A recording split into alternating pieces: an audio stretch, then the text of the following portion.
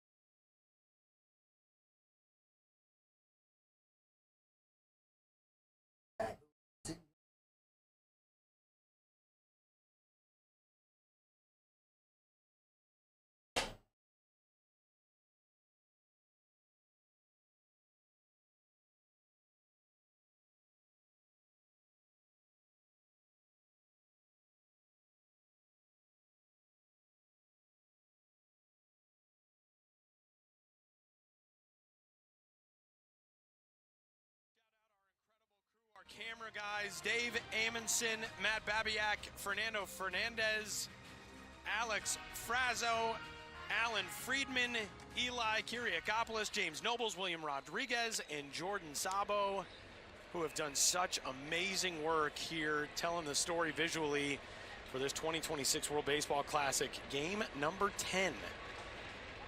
Here in our 6th and final day. of pool play at Huron-Bithorn Stadium as the leadoff man for Canada with its 1-0 lead is Matt Davidson out of the 6th spot in the order. Davidson a couple of outs in the air today, a pop out to third base, a fly out to center field. He ended the first and third innings. 2 runs on 5 hits and an error for Canada. Tyler, you're just waiting for him to just unleash. So a late start to the WBC was in the lineup first couple of days.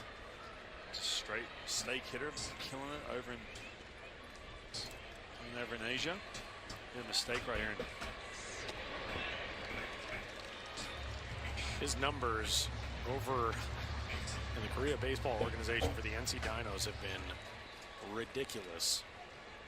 Matt Davidson over the last couple of seasons, 2 years with the Dinos, 243 games, 216 runs batted in on 82 homers. And he does lift one in the air. Foul ground, long run over there for Yoel Yankee, and that'll drop onto the warning track, and then Yankee drops into the first row of seats. Gets a hand from John Chung Jong, our first base umpire. I thought he's doing a double bounce on the backyard trampoline. You ever been double bounce, Tyler? Oh, the worst. The worst.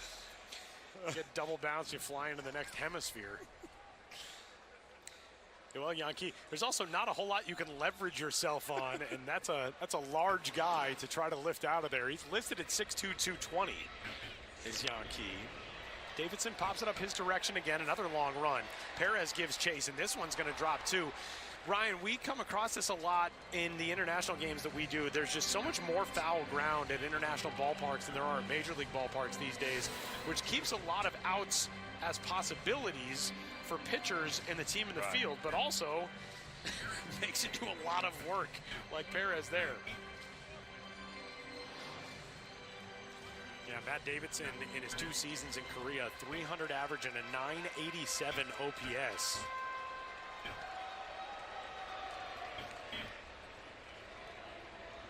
The other interesting thing that's coming into play here, Ryan, look at the shadows that are crossing the middle of the infield. This angular roof, such a distinctive design, and for Matt Davidson and the rest of these hitters, as this one popped up, this is a long run for everybody, and it's dropped out there by Cape. Wow. We have been singing Yiddy Cape's praises. He and Alexander Vargas, a long run to get to that ball, and Cape, it seemed like, made a late call on it. He was camped. You see that little bit of that on your heels as that ball was approaching that glove.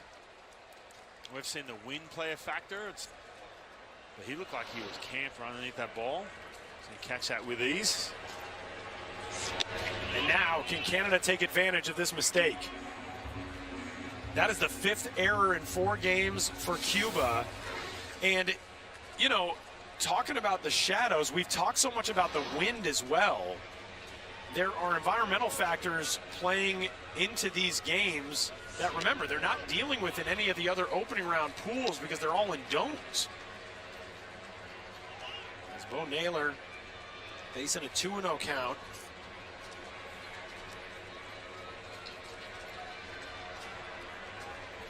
Trying to pick that ball up as it comes out of the sunlight into the shadows over home plate. Good pitch right there, 2-0. And for a guy, Yariel Rodriguez has already pitched twice in this short format. And when you talk about this Pool A, 27 pitches. Only threw 30 pitches, the second outing. He's at 27 right now. Fatigue could be a little bit of a factor for him as well. Naylor fouls it back, and the count's even at 2-2. And this is what we're talking about, Tyler. Okay, dream scenario, you pretty much have Yariel and Moinello eat up majority innings, but here you are in the 6th. You know, you have to tap in a little deeper into that bullpen.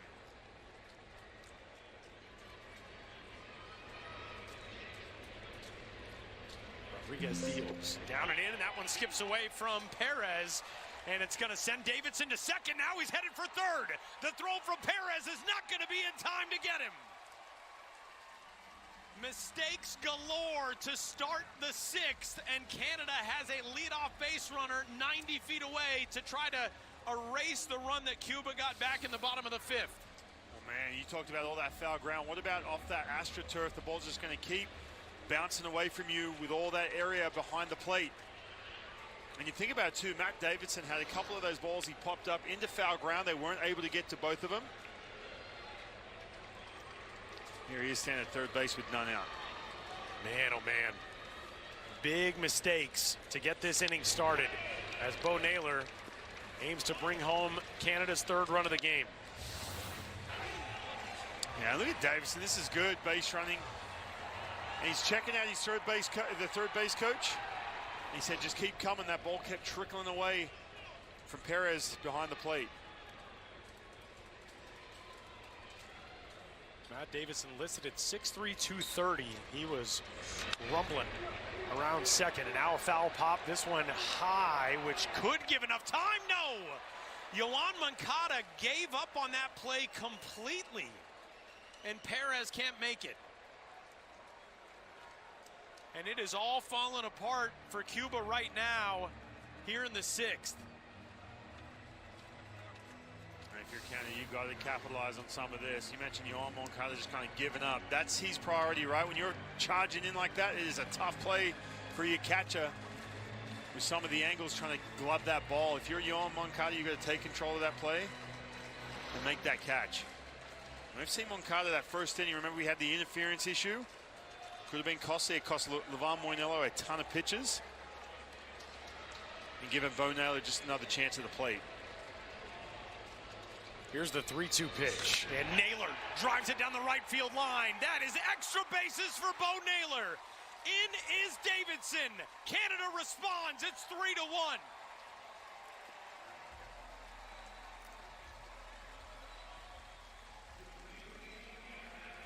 Big smiles from his big brother Josh Naylor in that dugout.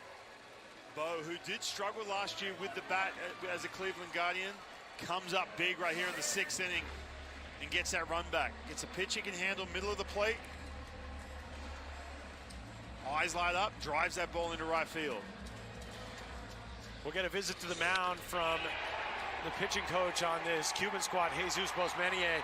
Ryan, before the game today, Herman Mesa was asked in his pregame press conference about the lineup changes, and he said, quote, we're needing offense for these games. We've disregarded it a little, the defense, but we're looking for production. We're looking for speed and players who can put the ball in play. And the changes defensively, at least partially playing into this top half of the sixth inning. The error, the wild pitch. We had an obstruction call earlier in this game. We've had a passed ball. There are 2 errors up on the board on Canada as Denzel Clark comes up empty there. It's 0-1. And you can sit here and say, well, if Matt Davidson was at first base, potentially could have scored, or he'd be standing at third base right now with none in anyway. However, your mindset changes a little bit. If you're Yariel Rodriguez, you have to change the way you pitch into the hitter. So in a situation like that, all you're doing is putting more and more pressure on, number one, the defense, and especially two, a guy who you're hoping to get some length out of, Yariel Rodriguez. Now he's staring down 34 pitches, none out here in the sixth. And that last part might be the biggest key. We're only in the sixth. Cuba, best case scenario today was going to go Moinello, Rodriguez, Martinez, and close out a trip to the quarters. Now they are probably going to have to look for different options in that bullpen to keep this thing close. The 0-2, and Denzel Clark fouls it to stay alive at the plate. No, did not get a piece of it, did get a piece of it.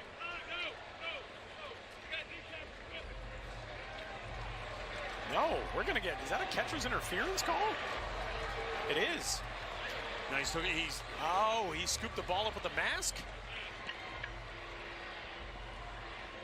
Wow, so that's going to advance Naylor to third, and Clark is on now.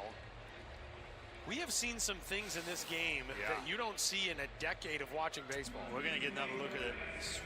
Swung and missed at it. Denzel Clark's got to hustle down the line. And you see him stopping that ball with that mask. Man, some of the unforced errors right here. Man, trapping that ball with the mask, you cannot do that, kids. Tyler? I'm not good enough to get behind the plate anyway. But hey, I guarantee you there is a young catcher watching, and that moment will live with them for a while, because that's not something you see very often. And instinctively, you know, if you're Perez, you see that ball starting to sort of trickle away, you have that in your right hand. You just kind of go to stop the baseball. It's just kind of an instinctive move, but you can't touch it with that part of the equipment. Runner off from first, and Clark has second stolen easily. Second and third, nobody out for Julien. Man, think about what Yariel Rodriguez is pitching with right now. Some of the frustration from his defense. Some of these mishaps. Easy jump. Yariel Rodriguez frustrated by the ball and strike call. Not even thinking about Denzel Clark is standing out there at second base right now.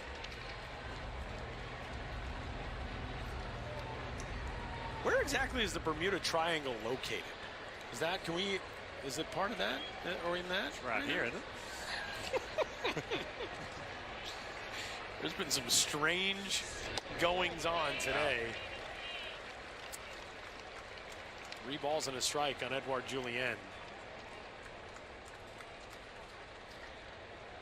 And Ryan, the amount of games that we have done internationally where we have said something to the effect of teams that take advantage of mistakes are the teams that thrive in international play. Canada is on the verge of potentially busting this thing open here in the top half of the 6th. See Andres Perez first start, getting a chance to be behind the plate.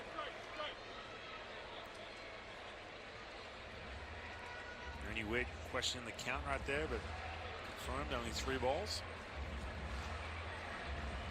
Confirmed, by the way, to the southernmost point of the Bermuda Triangle. See, I hear that. Puerto Rico. I know you do. I was just testing your geographic knowledge. Shadows creeping across the mound now as Rodriguez either wants a visit from his catcher Perez, and now here comes Herman Mesa again. You know, I will say there have been some issues with the count on the video board throughout this week, and I think that's the confusion. The video board has it at 3-1, but it is a 3-2 count on Julien. They didn't get the first strike up there. It is 3-2 if I've got it right up here. Here's Josh Naylor talking with Craig Hamilton, the bench coach of this Baseball Canada squad, and Ernie Witt, his manager. And it has been a weird day for this Cuba team. Canada taking advantage and trying to bust this thing open in the pursuit of a ticket to the quarterfinals in Houston.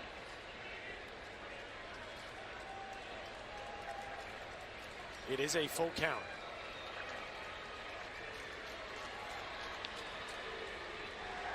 Naylor at third, his cousin Clark at second. 3-2, and Julien is gone on strikes. That is a big first out in this inning for Yariel Rodriguez. It really was. Frustration mounting. Not getting any help from your defense. Catcher behind the plate's not helping you out either. You come up big, get that huge out before this lineup flips over. It's going to be important here. You've got this open base. Let's get another look at this strikeout. Although Lopez is so aggressive, swung at the first pitch back in the second inning. Goes after the first one here and fouls it back.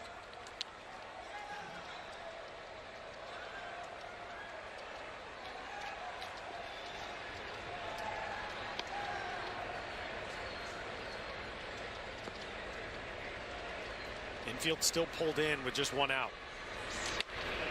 1-1.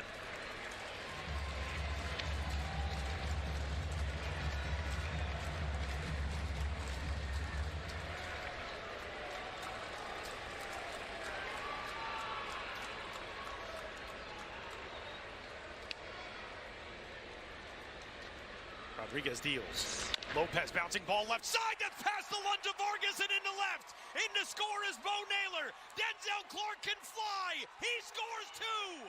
And Canada has busted it open. It's 5-1.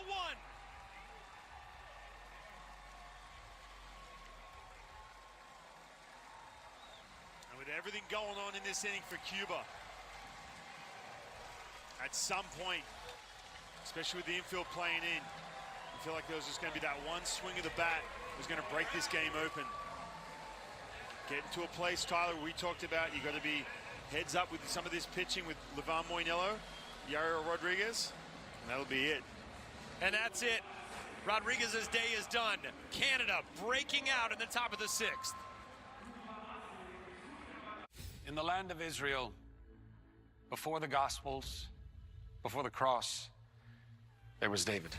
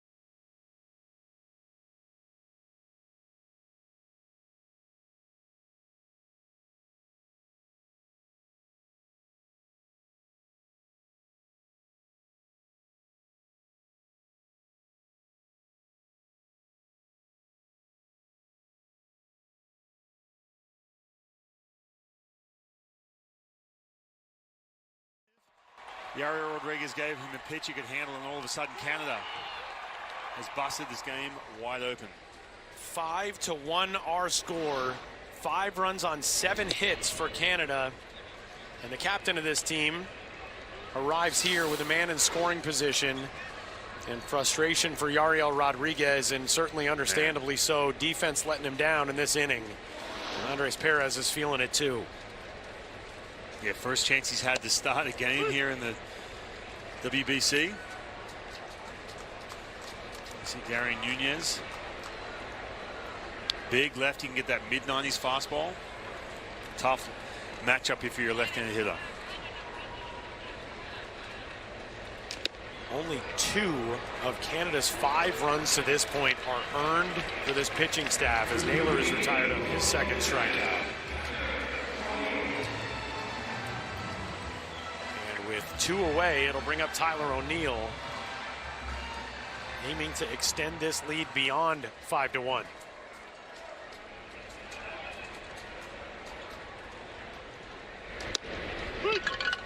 Good breaking ball right there.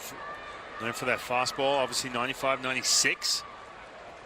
Obviously he's ticked back up after having Tommy John. His changeup against some of these righties is such a tough weapon for him as well.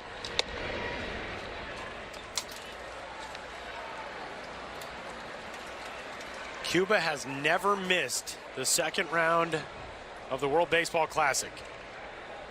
The greatest program historically in international baseball from the top down. And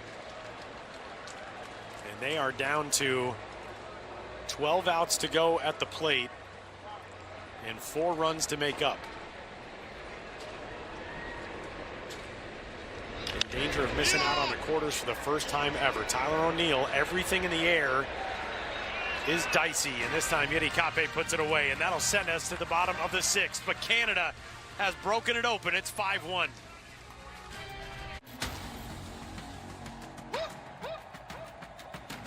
Electricity in the air. This is a Big East tournament, folks. A champion will be crowned. You know the crowd is ready. The Big East Tournament.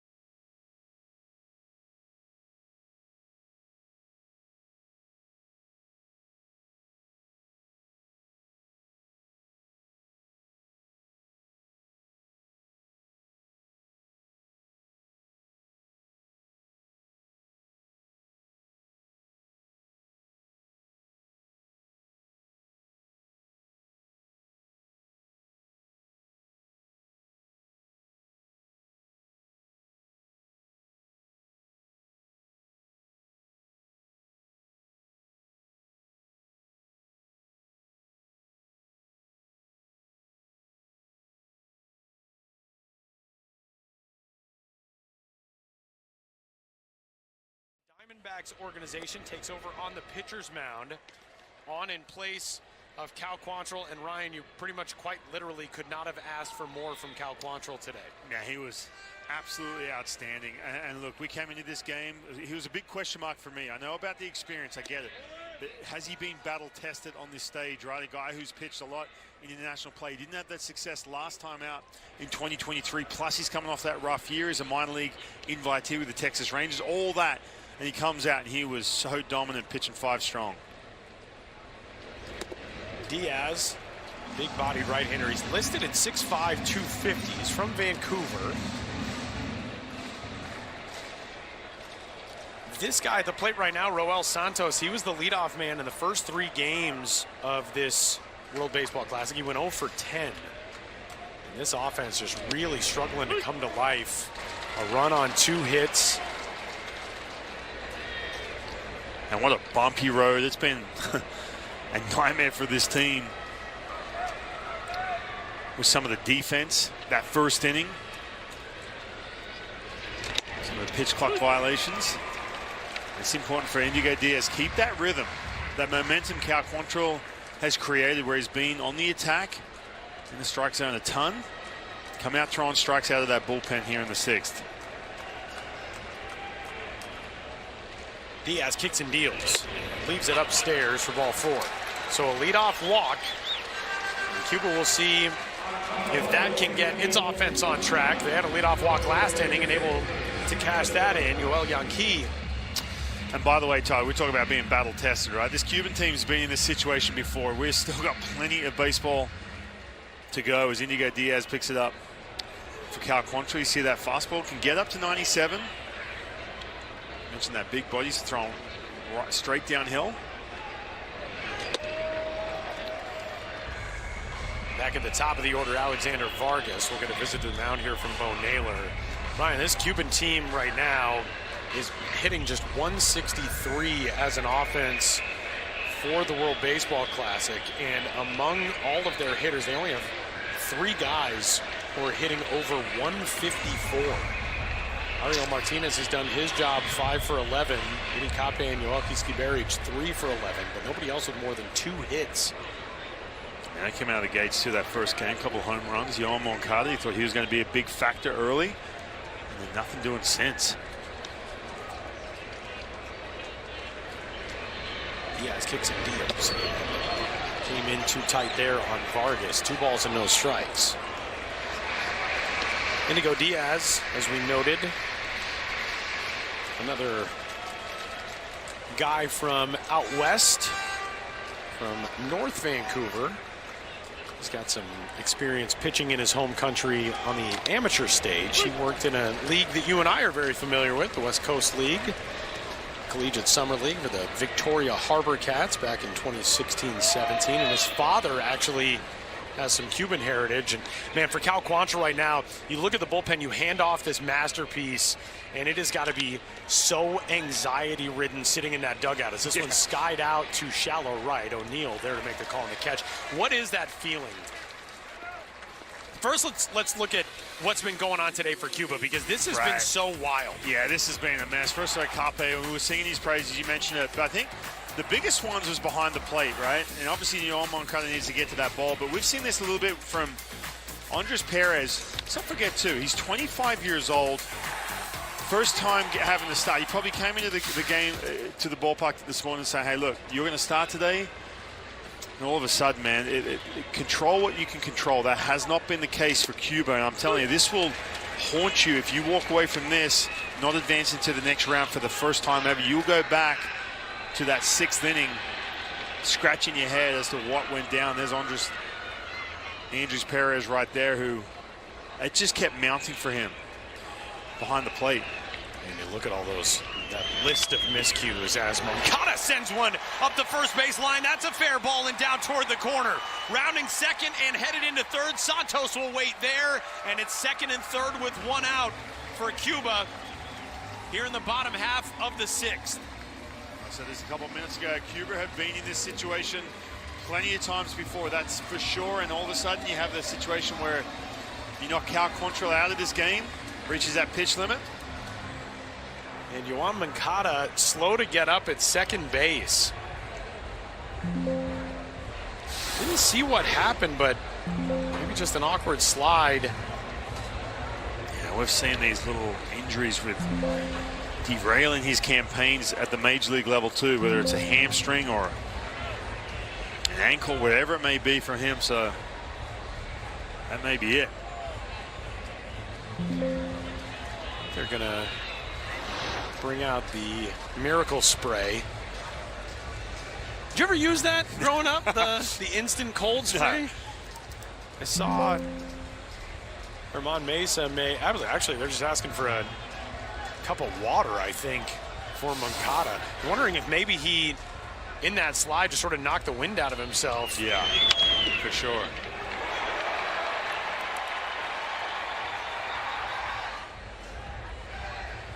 Just getting by the bag there at first base. Yeah, you might be right.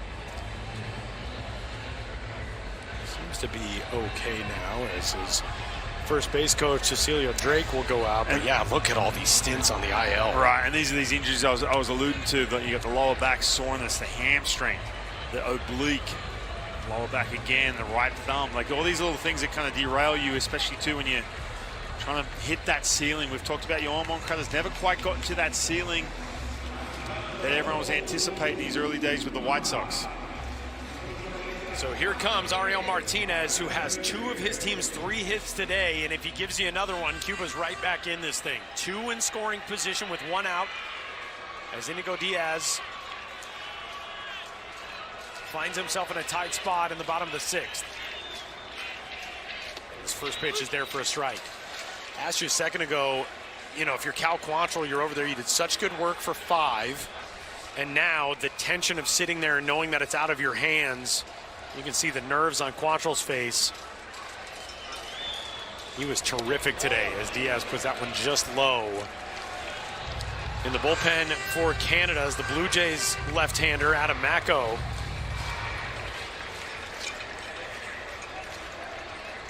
Spent last season in the Jays minor league ranks, up with AAA Buffalo. The 1-1 from Diaz. 2-1. Hinge pitch there in this account, didn't miss by much.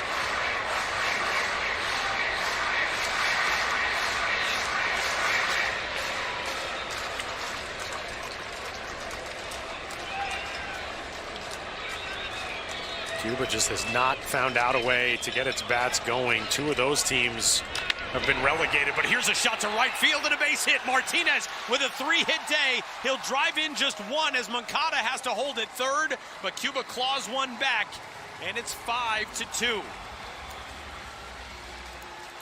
All right on cue, you're flashing up that average for this Cuban team. Ariel Martinez, just too much plate. And for Indigo Diaz, I know he's a young pitcher. He's 27 years old, some time in the minor leagues, but again, too much plate with the open base. And a guy like Ariel Martinez. And again, this Cuban team is far from done. Still plenty of baseball left. And here is Alfredo de España. He takes strike one. Coming up on his 40th birthday this summer, a guy who has played 20 seasons of professional baseball in Cuba and in Japan. Waves and doesn't get a piece of that one. Ryan, over 10 seasons in Nippon professional baseball. He hit 184 home runs. He is the all-time leader in World Baseball Classic homers. And if he were to deposit number 8 right here, he would tie this game. It's a good time for it. Been pitching him in. Cal Quantrill pitched him in first couple of at-bats. See nothing but sliders here against Diaz. 1-1. Check that. The 0-2, a called strike 3. Again, we had a video board clock issue, and you could see Despaigne kind of give it a second look. But he is gone, and that's a big second out. And for Diaz, one of those outs that really calms you down. Yeah, for sure. This is a hanging slider. He got away with one right here. This is a pitch he was trying to bury down and away. He'll take it. And that's going to do it. And you did sort of wonder if that would be the last batter with the left-hander warming for Indigo Diaz. So a pitching change for Canada. Adam Macko in next.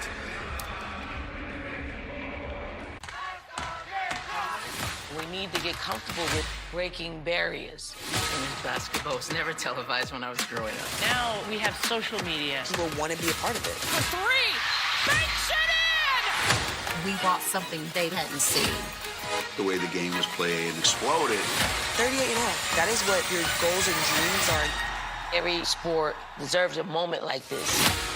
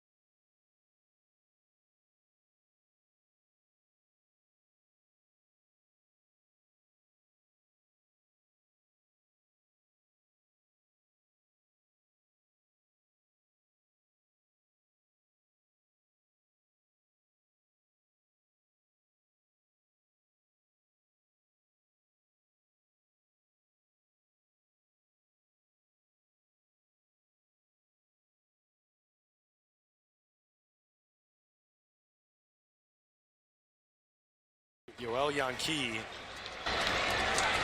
Yanqui, that walk leading to Cuba's first run, that was opening last inning. And a leadoff walk in this inning coming home as well. 2-0 on it.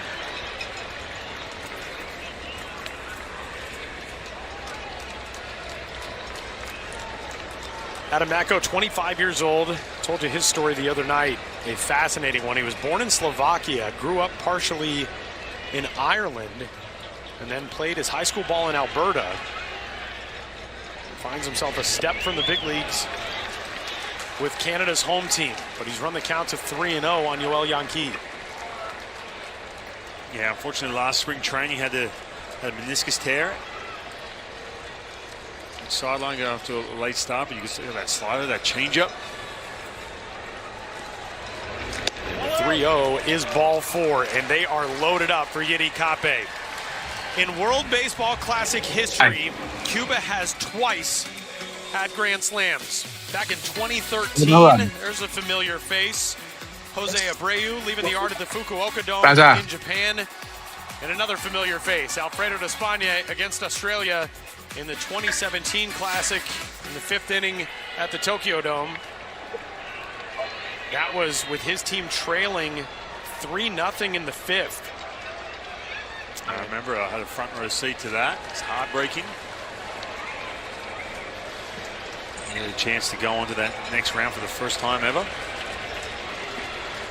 Canada's got that same chance today. And Yiddy Cape, who made a crucial mistake out in the field on a dropped catch on a pop-up off the bat of Matt Davidson that kicked off the 3-run 6th for Canada. He's got a chance at some redemption right here.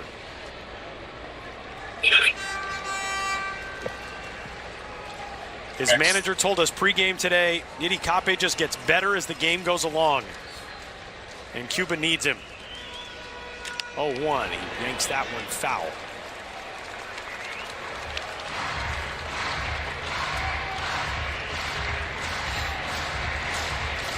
Yiddy is a prospect in the Marlins organization who has been a steady bat throughout his team's first 3 games. Mako ready, deep breath in the 0-2. Got him! Monster strikeout for Adam Mako. And Canada wriggles out of the jam in the 6th. 1-run home, but a 3-run lead for the visitors as we head to the 7th at San Juan. One-A-Day Women's Multis are made for your overall health, with nutrients for immunity and energy. So you never miss a beat. One-A-Day, the one for you.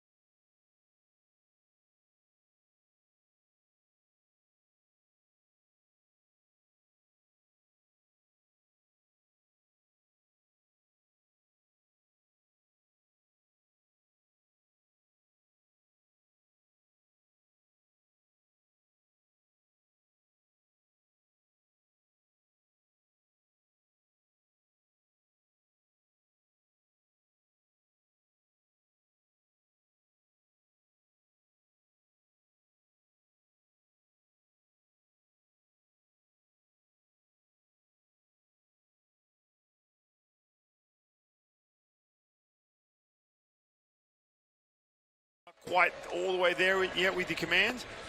Against Kape, who can make some really good contact. He gets that big out and shuts down that threat from Cuba. Monster work by Adam Mako, as Cuba able to claw one run back, but they leave them loaded in the bottom of the 6th. And as we move into the 7th, the guy with one of the biggest swings of the day today for Canada, Abraham Toro, solo homer in the 5th. 2 balls and a strike on him.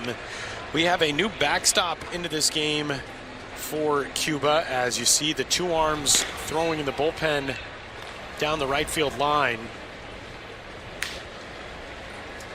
Andres Perez's day is done behind the plate, and Omar Hernandez has taken over. It's not a day that Andres Perez is probably going to remember too fondly. Man. Yeah, he was really struggling. Again, look, Kape dropped that ball in at second base. You got Yoel Moncada not staying with that play.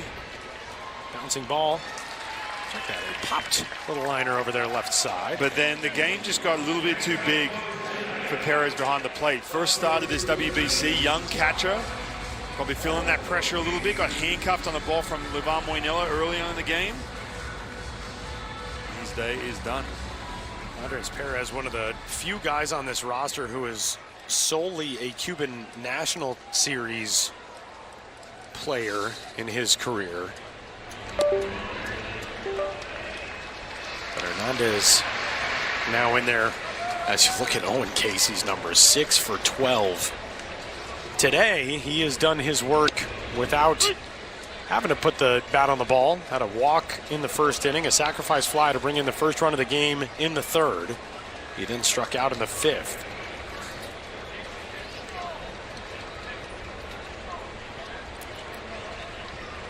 Another tough left-on-left matchup for Casey.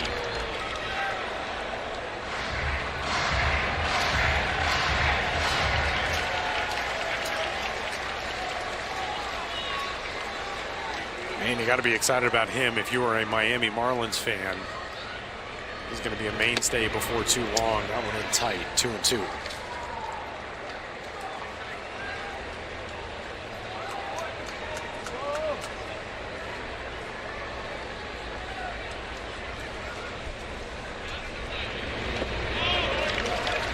That right there, the ability to lay off these tough left-on-left pitches, these breaking balls. We saw him do that to Livan Moinella and then attack that hitter. That's going to be the difference for him. I'm saying it all tournament long for Owen Casey. Everyone's getting excited. You mentioned if you're a Marlins fan, the difference will be, can he cut down on that chase, get pitches back inside the strike zone and take advantage. Drives that one foul the other way.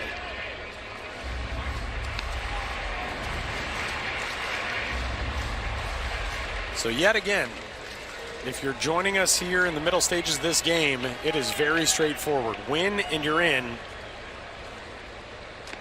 for Canada and Cuba, as Owen Casey thought he had ball 4.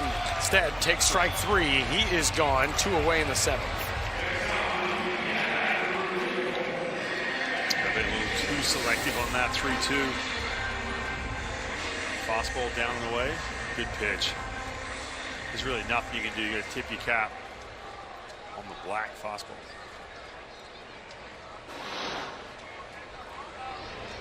Big time for a potential shutdown inning here for this Canada staff, this Cuba staff rather, to try to get back into the dugout and go to work after manufacturing something in each of the last 2 innings. Arian Nunez.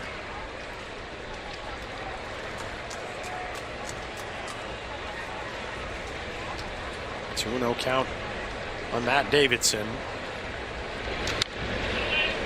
Pitch to hit there and fouled it straight back at 94.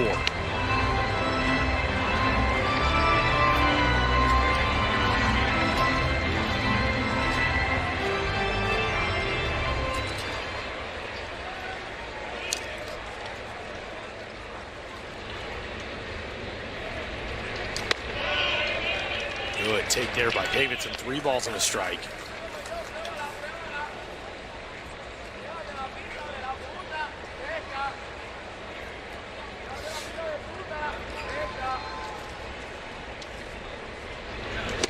Davidson comes up empty on the 3-1.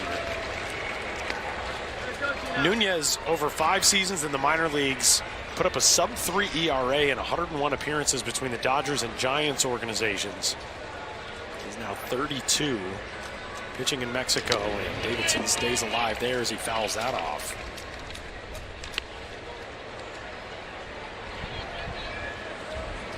Davidson got the 6th inning started, reaching on the error charge to Cape on the drop pop-up.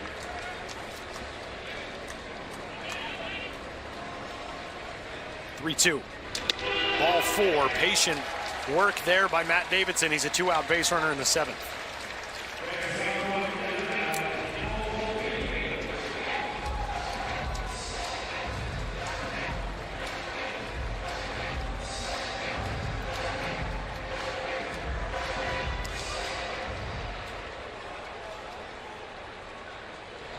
So now a chance for Bo Naylor. Crank the RBI double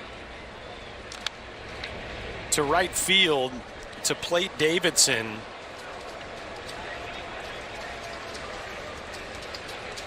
You know, Ryan, the other interesting thing in that inning, I mean, Matt Davidson, and you pointed it out, the great hustle from Matt Davidson on the wild pitch, but you don't know how things change in that inning as well without just that, because that's another one of those emotional lift plays where your guys see that. Right. And it just helps everybody else lock in a little bit more in what turned into a 3-run inning. Yeah, again, not to mention, too, yeah, with Bo Naylor getting the double right after, but Naylor sends this one in the air out to left. Martinez will set up and put it away. And that'll do it for Canada in the 7th. We have hit the stretch at Iran Bithorn Stadium, and Canada has a 3-run lead over Cuba.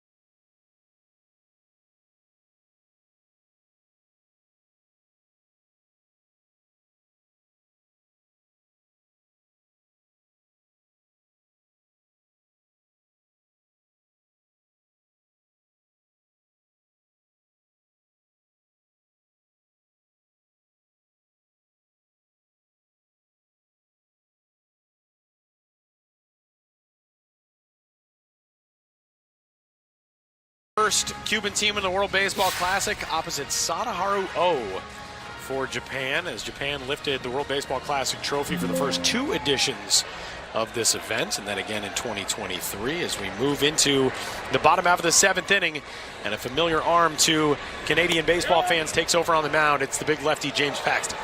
And good to see James Paxton back out there. Remember the first outing he had against Panama? It was shaky. Had some defensive mishaps. He was involved in a couple. He felt like the game kind of sped up a little bit.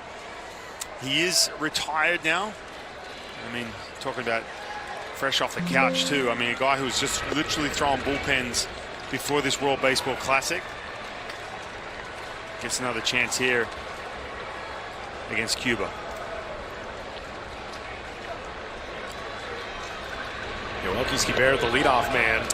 Entirely remember, Ernie Wick came out mid-at-bat, took him out with 49 pitches to have him available for exactly this situation. He even mentioned him before the game today. Yeah. He said, who bullpen, he had all those arms down there, everyone's fresh. And he mentioned James Paxton straight out of the gate. I'd love to get Paxton an inning. And, you know, the nice thing about having somebody like James Paxton right now is if he is really effective, there are no restrictions on James Paxton. I mean, obviously, other than the actual tournament pitch limit, but if you feel like James Paxton is really working well, he can go multiple innings.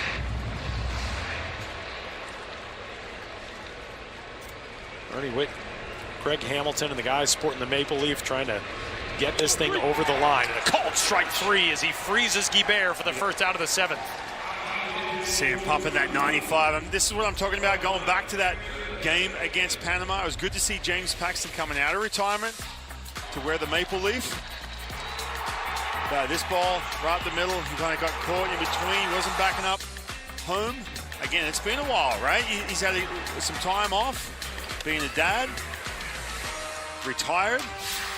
You can see him getting taken out there mid-at-bat at 49 pitches. I asked him today, I said, how's your arm feeling after? You know, he said, all good, ready to roll. Pumping 95 to get that punch out. No balls and a strike on Omar Hernandez, who was taking over for Andres Perez behind the plate.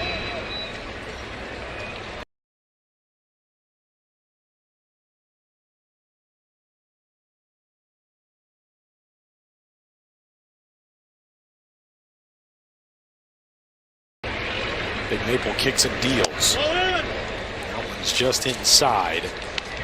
Hernandez, first at bat of the day, 1 for 11 so far here in the Classic. That was part of the reason behind the move to go with Perez in the start today. Ron Mesa and his coaching staff gambling with a couple of lineup changes. So far, has not worked out the way they had hoped, but a walk for Hernandez goes on to set it up for Roel Santos.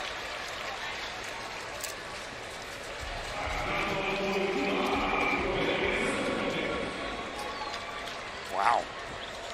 That is very impressive work. All right. They couldn't build a tower because it's on the dugout roof. I don't want to obstruct anybody's view. We already had one obstruction call today. Can't have it on the fans also. That is goodness gracious. Getting some work done.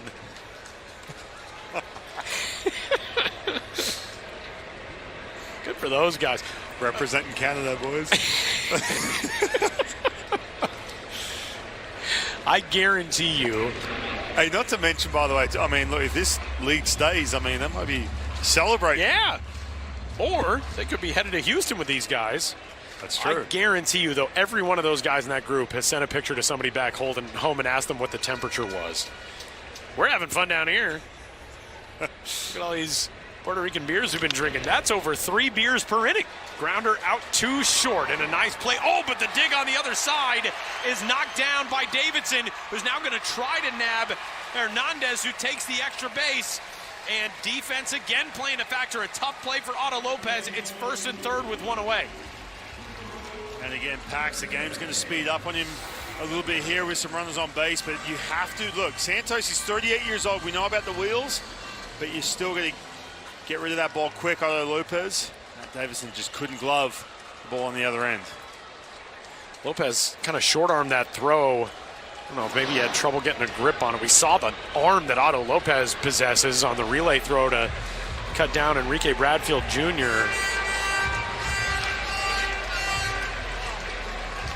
And we're going to get a pinch hitter here.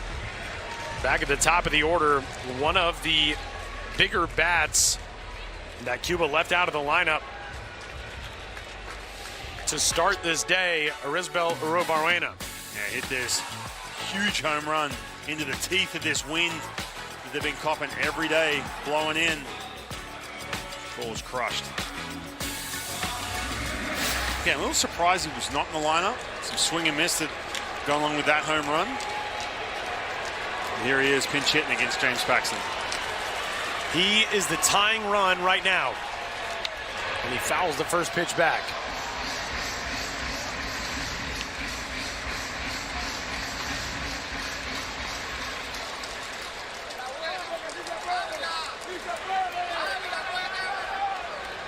That home run, Cuba's biggest fan, hanging out behind home plate today, as he has been pretty much every day. That home run is the only hit of the Classic for Urobarrena. He has walked a couple of times, but he has also struck out 6 times in 9 at-bats, Ryan. And for James Paxton, you'd love either that or a ground ball, even more so right here. 1-1, runner off from first, and a tapper foul will send Santos back.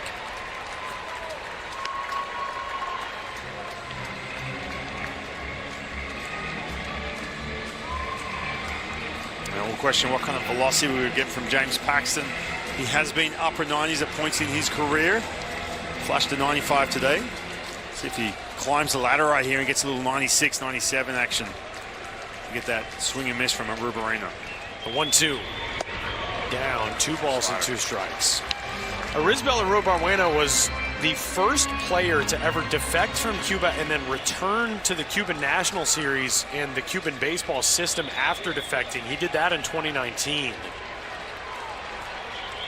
Originally signed with the Dodgers in 2014, and he waits on a big one here from Paxton and goes after it and can't catch up. 94 from the veteran lefty James Paxton, and a big second out in the 7th. Well, Tyler wasn't 96, but still plenty of velocity from that low 3/4 and just on the attack. Look, I know he had a rough 6th inning against Panama, but still just on the attack mode. You can see these Cuban fans. And that's huge, right? Again, we talked about him coming fresh off the couch. Game speeding up. All of a sudden you get that big punch out. Settle in. It's not going to work right here. Get that big third out here and get your team back in the dugout. It doesn't get any easier as Paxton has to go through Yohan Moncada. And the 0-1 is waved at and missed. Moncada, too, had a home run on day 1 of this event. But he finds himself down in this hole, no balls and 2 strikes. You get right back up there. See James Paxton elevate. Let it eat. Here it comes. Got him! James Paxton strikes out the side in the 7th. And Cuba leaves a pair. We head to the 8th. Canada 6 outs away from its first quarterfinal trip.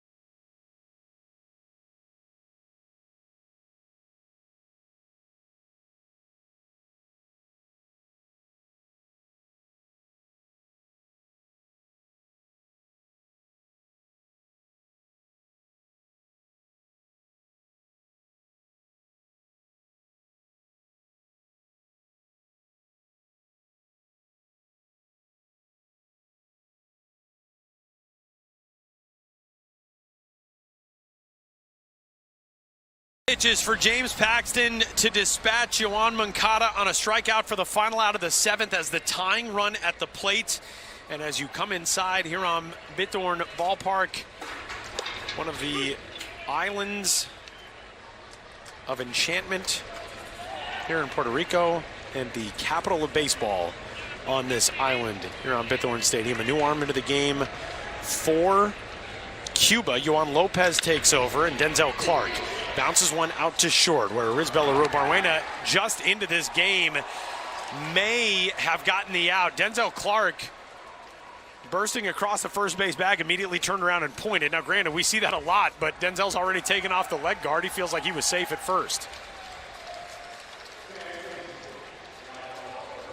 And Canada will immediately go for the challenge. We'll get another look at it. Yeah, he's safe. Yeah, he beat it. Arobarwena. The ball will find you when you come into the game for the first time. Kind of sat back on his heels. He cannot do that again with Denzel Clark getting down that line. Yeah, that came off the bat, and that first big hop made you think, oh, I don't know if they're going to have a chance to get him.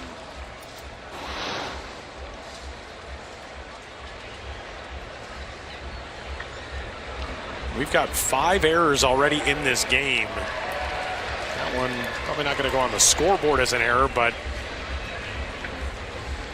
Denzel Clark. That's going to do the call on the field is over. Return back to brother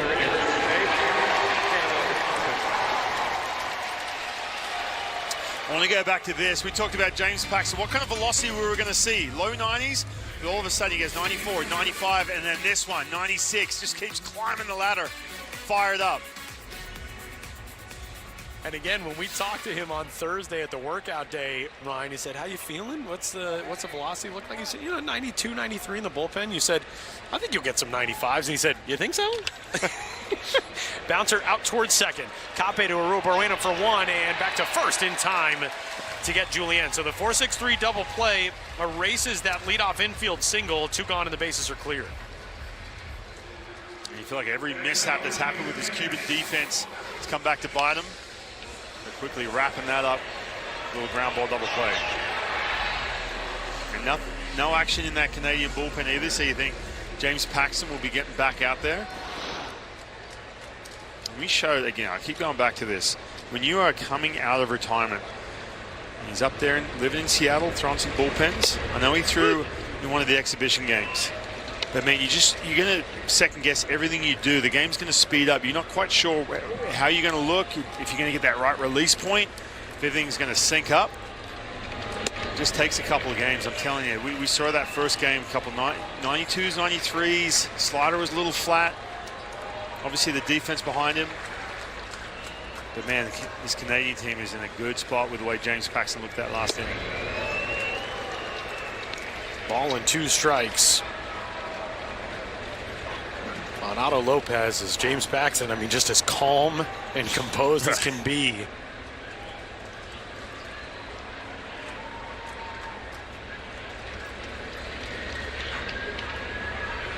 Lopez deals the 1-2. Lopez will hold off there.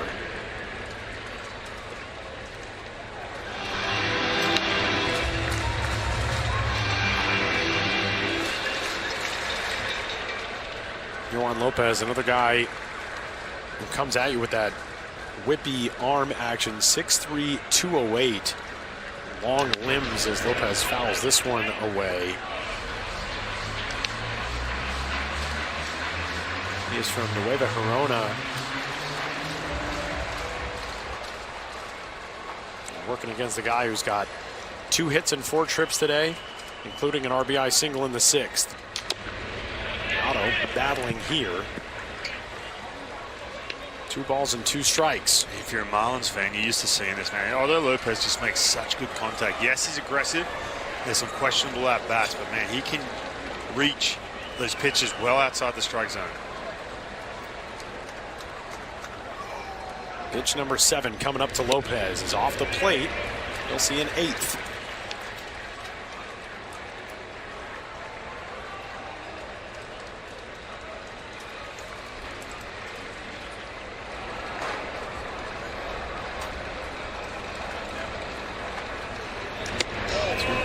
The 3-2 rather is high as well. And that is ball 4. Continuing to tell you about our incredible crew here. Seth Ivory, Sam May, Anthony Orza, and Antonio Slater, our graphics ops. Look at that handsome group of gents down in the truck downstairs. Carlos Gonzalez, Tom Lynch. By the way, that was day 1. After listening to you and me for a full week. They are They're haggard not smiling now. Yeah, that's right. They haven't smiled in almost a week. Josh Naylor fights this one off the hands, falling quickly in left, and on comes Martinez, who can't make the catch. Rounding third base, here comes Lopez to the plate. The insurance run is in on the flare off the bat of Naylor, and Canada adds a 6th run. It's back to a 4-run lead.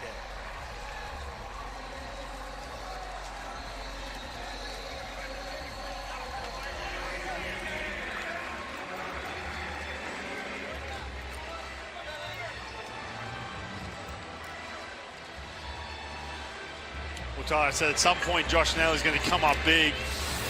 Wasn't the hardest hit ball, that's for sure. But for Ariel Martinez, look, great effort right here trying to make this play and just missed out on a catch. If it bounces off that turf, and unfortunately for him, you see that ball just sneak away. And the speed of Otto Lopez able to score. Man, and he had it in the glove too.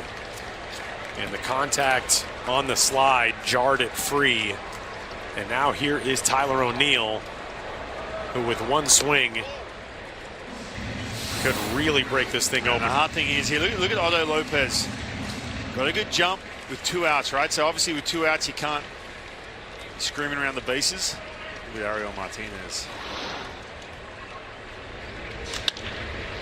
Back out to second, and an easy play there for Cape. We head to the bottom of the 8th. Canada gets a run back and reinstates a 4-run margin.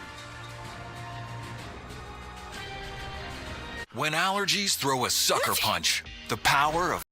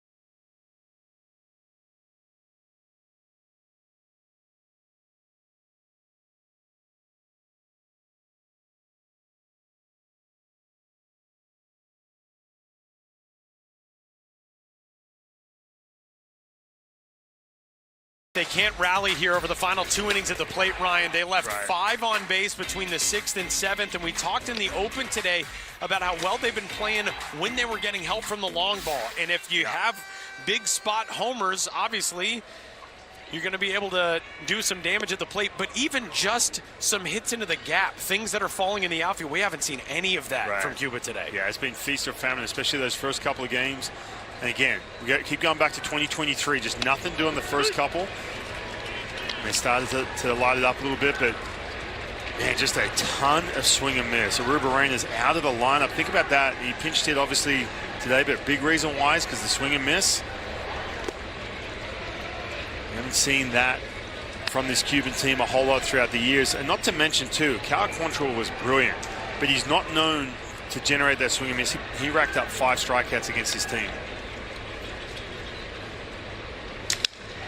Broken bat bouncer over 2/3. Some weird spin on that ball, but Abraham Toro sticks with it, and Martinez is retired for the first time today. Yeah, just look at this game breakdown here. Panama, Colombia, and Puerto Rico. Look at the runners in scoring position. 0 for 4 against Puerto Rico. That was that big game for them just a couple days ago. And the home runs too. The 2 home runs against Panama out the gates early in that game. You're thinking, okay, here we go. This is going to be an onslaught. It's gotten worse and worse since then. This is sort of the inverse of what we saw 3 years ago, Ryan, where Cuba started 0-2 and looked so disjointed and out of place in Taichung, and then they brought everything together and they finished with 2 wins in their final 2 games there, made it through the quarterfinal, beat Australia, made it to the semis. Here they started so strong those first 2 days and they've just kind of splintered since then. Aging roster, not playing that sound defense, beating themselves, and plenty of that right there, swing and miss. And that is a World Baseball Classic legend, Alfredo Despaigne, who goes down yet again, and that drops Despaigne to 2 for 14 with a couple of strikeouts here in San Juan. And on the flip side too, I mean, you can't say enough about this Canadian pitching. This was the question mark, right? Like coming into this, we talked about their offense being their biggest strength. They had struggled in the past from a pitching standpoint. Then they get to day 6, and you got Cal Quantrill, big question mark because of what he did last year in the big leagues. And not to mention, you got a guy in James Paxton who essentially coming out of retirement now, just in an absolute groove. Yeah, well, Yankee took that pitch for a strike and smacked himself on the helmet, frustrated to have not gone after it. I did that earlier for the 17th time that I've just said Canada or Cuba when I meant the other one in a matchup. 2 of our 3 C teams here. Colombia departed yesterday. As you look at the work that has been done on the mound for Ernie Whitt's pitching staff. And again, Ryan, this is a team that in the first 5 World Baseball Classics was one of the worst pitching staffs in every single edition. Yeah, and you get the additions of obviously Jamison Tyone.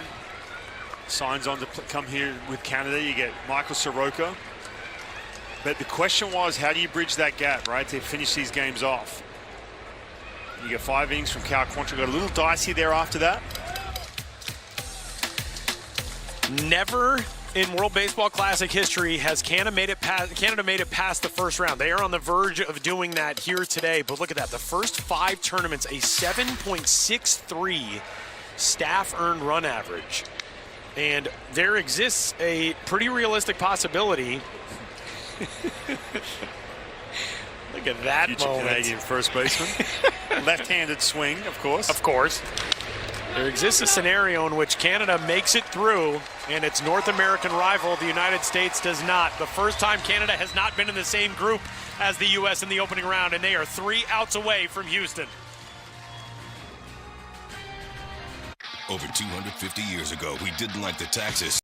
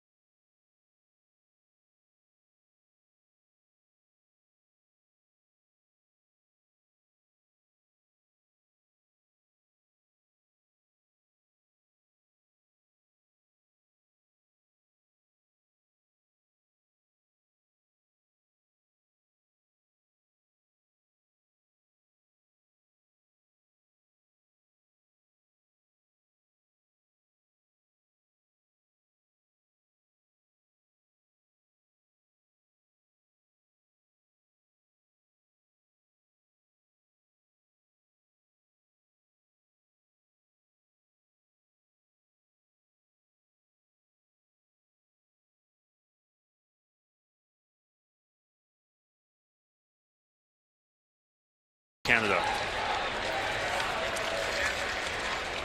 Ryan, this crew that we have gotten a chance to work with here in San Juan has been so world-class, and we're shouting them out for a reason. As Abraham Toro skies one out in the air to left. This is a long run again for Martinez, and again the wind playing tricks, and nobody makes the play, and everything is falling apart for Cuba in the field here on the final day of Pool A.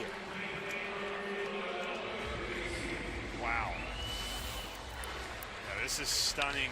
Right here, yeah, I mean, you can talk about the wind if you want, but right here, so you need to have this. Obviously, the priority here is the left field. Rubarena just kind of gives up on it, throws his hands up in the air. And that's not a good feeling. It's not a good look either. Yeah. Especially when you're down 6-2. And, I mean, going to get bounced out of pool play for the first time. Rubarena, when he came in as a pinch hitter, sort of looked frustrated as well to not be in the lineup today. And you understand that, certainly. But, man, you're still in this game. It's a 4-run game in the 9th. Absolutely. So it's a leadoff double for Toro. And now Owen Casey will try to cash that in.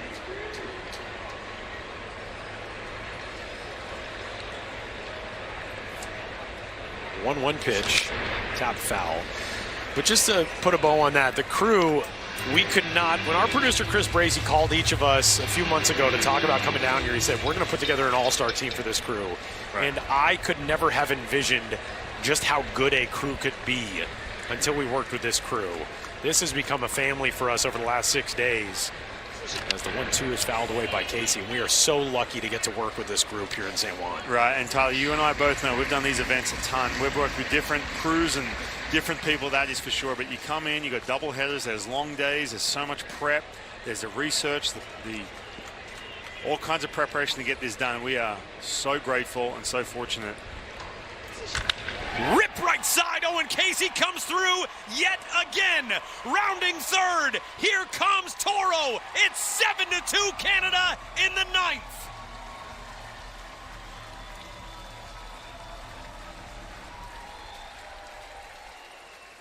Man, Tyler, that's the knockout blow right there. You're facing the Cuban team that looks absolutely defeated. Right now it shows on the field. And then you have Owen Casey, the hottest bat in this Canadian lineup. And you're literally throwing pitches down the middle against Raidel Martinez. 7-2 Canada. And the first pitch is there for a strike to Matt Davidson. I think the thing that has to be most frustrating for Cuba right now is you've got a guy in Herman Mesa who played during the glory years of Cuban baseball, and these are the things that Cuba did not do in that era. As a grounder out to short, 6-4-3 double play. That's really nicely turned there by Rubarena and Yiddy Capi. But Cuba was always so flawless, and that was the thing about them. They came in, there was this mystique about Cuban national teams. You know, we talked about this earlier, from about the 1960s on, for 50 years, as Owen Casey has taken over the tournament lead in Canadian baseball history with 9 runs batted in. But Cuba was first or second in every single major baseball international competition from the 1960s through the 2004 Olympic Games. And they just did not make mistakes like this. They played fundamentally sound baseball. They capitalized on opportunities. They took advantage of your mistakes, but they were not the ones making the mistakes. And you know that. You saw this team in the Olympics. And again, there's always that just never quit mentality. But again, just you mentioned that Rubarena walking to the plate, kind of shaking his head, right? Yeah. There's a certain energy that goes on, especially when everything is magnified in these tournament-style games. When you have that, when you rock up, when you get on the bus, you rock up to the ballpark that afternoon or whatever it is, and you're carrying a certain presence around from one of your veteran players, I'm telling you, it trickles and creates a ripple effect and trickles throughout the entire team. So here's how things sit. If Canada gets 3 more outs in the bottom of the 9th, they will not only move on to Houston, but they will capture first place in Pool A. They would be the top seed coming out of here via that win over Puerto Rico last night. So they would match up with the second place finisher in Pool B. And again, the United States, Italy, and Mexico all still alive to move on there. 2 of those 3 teams will come out pending the result of Italy and Mexico tonight. But you can see, I mean, that elated energy in the third base dugout. They are ready to explode. 1-1, Naylor out to second. Cape is there, and Canada will try to close out its first ever trip to the World Baseball Classic when we return in San Juan.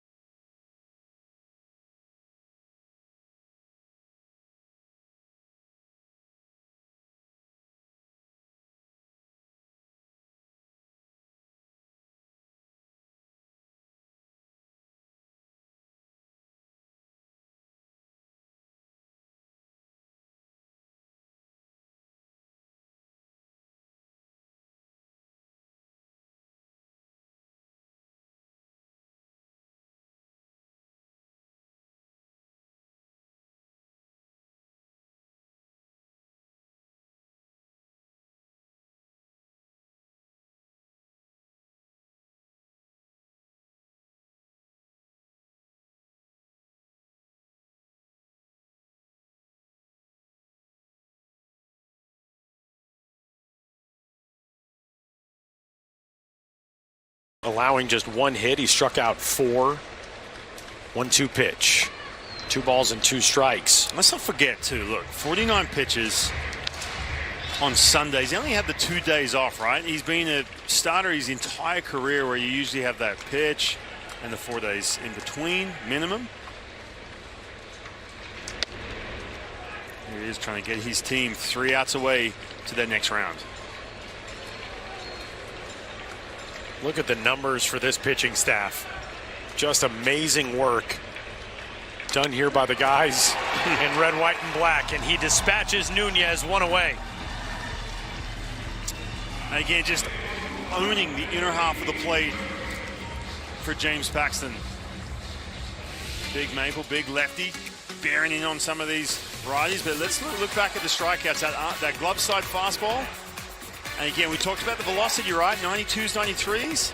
And all of a sudden, 94's turning into 96. Punch some tickets.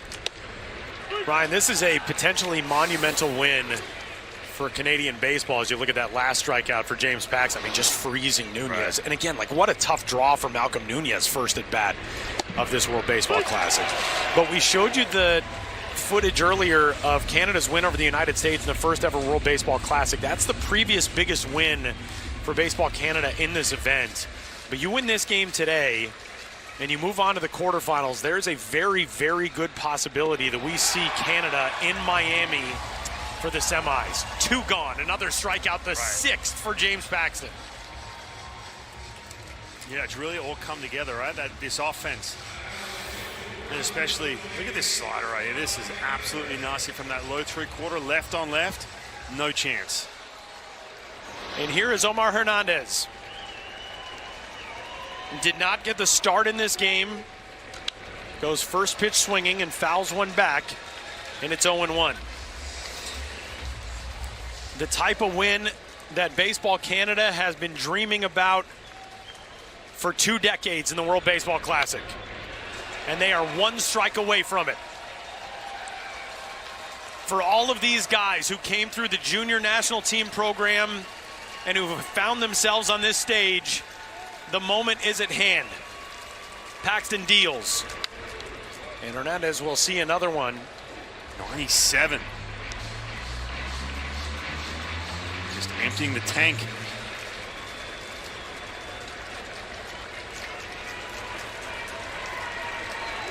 Here comes the 0-2 pitch. Hernandez battling. Came on as a defensive replacement in the top of the 7th. He walked in the bottom half of that inning, and here comes Ernie Witt. And at 49 pitches, James Paxton laughing to himself out there and sharing a smile with Ernie Witt as they want Paxton available. This is a short turnaround to the semis, and Paxton will be lifted here in the bottom of the 9th. This brain is 4% larger than average.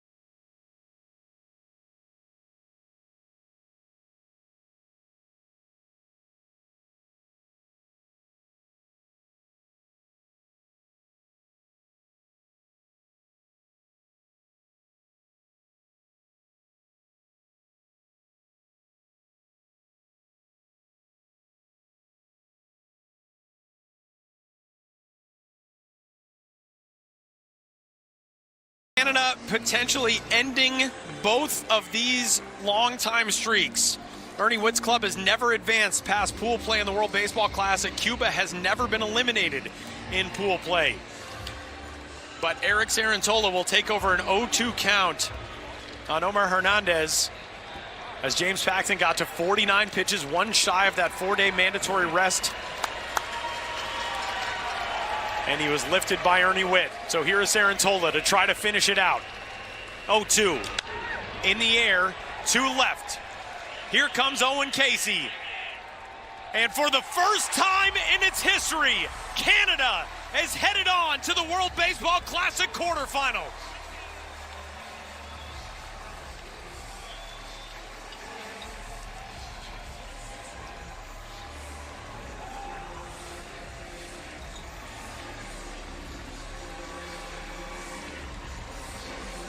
Tyler, it all came together at the right time. We talked about the offense, but what about the pitching? You got guys coming out of retirement, one in James Paxton, what a weapon he was today. You got Cal Quantrill, who was coming off a tough 2025. You didn't quite know what you're going to get from him on this sixth and final day in this start against Cuba. He goes out and dominates. And for the first time ever, Canada knocks off Cuba to go to that next round. Ryan, baseball is having such a beautiful moment in Canada, and this national team wanted to ride that wave, and they do it in such impressive fashion today. And man, you got to feel great for that guy. Ernie Whitt, Absolutely. 5 previous World Baseball Classics, a Canadian baseball legend, and he finally gets to take this team on that charter happy flight to Houston and play for a chance to go on to Miami in the semis. Yeah, and look, Ernie Whitt, he is all in on the Canadian program. Remember, he's got 15 years of Major League service time. He's been around forever, but this is his bread and butter right here, trying to get this national program to this stage of where it's got now. Everyone's bought in. You've got a really young, star-studded, all of a sudden, offense with the Naylor brothers, Denzel Clark, Otto Lopez. You get the pitching to go with it. Man, they are going to be a force when it comes to that next round. Look at Eric Sarantola just drinking in the moment.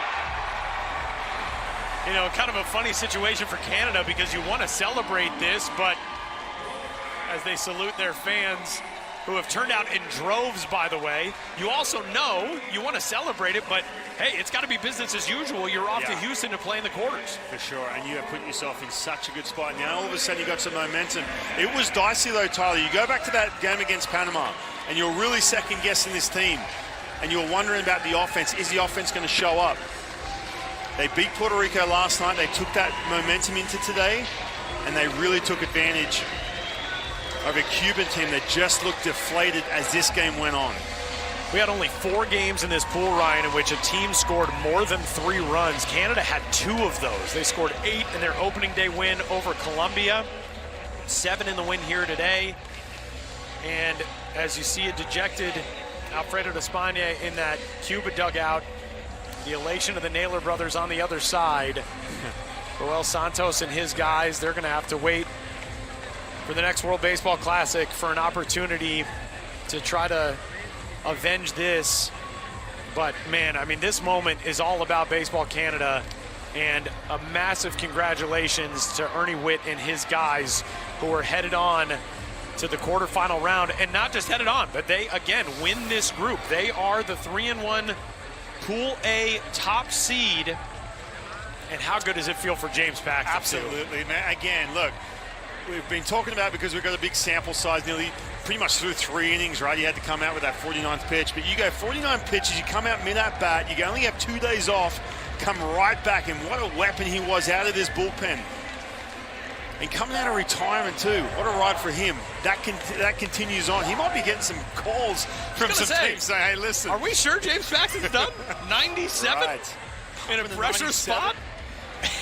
So here is how things sit on this Wednesday. With a win, Italy would move on as the #1 seed and would advance with the United States in Pool B. Mexico with a win would move on from that group. Venezuela and the Dominican Republic both moving on from Pool D. They will determine the top seed out of their group with their matchup later tonight. But what an incredible moment for Canada. And there was a guy who did a lot to build this national team program who was passed on, but Jim Baba looking down on this program from somewhere right now. Some more shout outs for our crew. Our production managers, Brooke Berger, Narissa Brown, and Abby Carrillo. Our video team, Ben Beal, Brandon Collins, Daniel Contreras, and Scotty Vanell.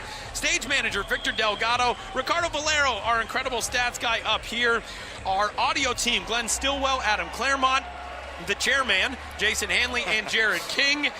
Our technical director, Greg Godfrey, our unbelievable director, Troy Clara, and the incomparable Chris Bracey, our producer.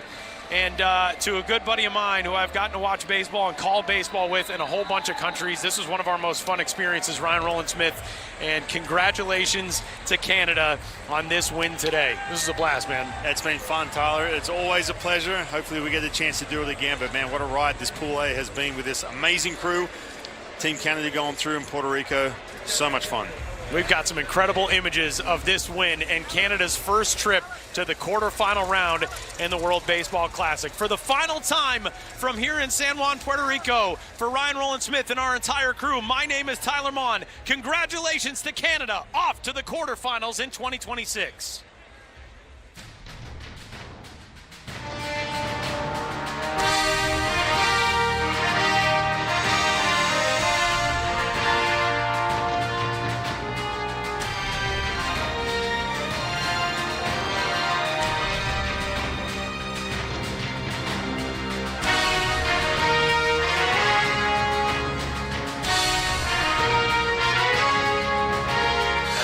Swings it, crushes one high and deep and way out of here to left field.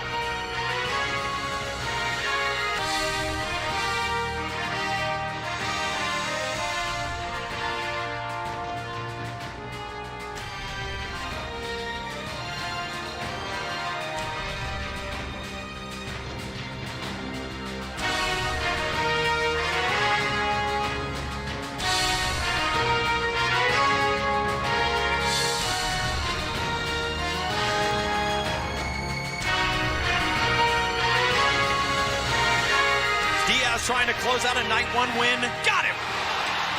What a night for Puerto Rico here to kick off the World Baseball Classic.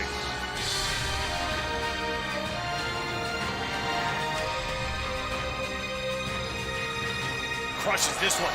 High and deep to right. Looking up and this ball's gone! Owen Casey leaves the yard.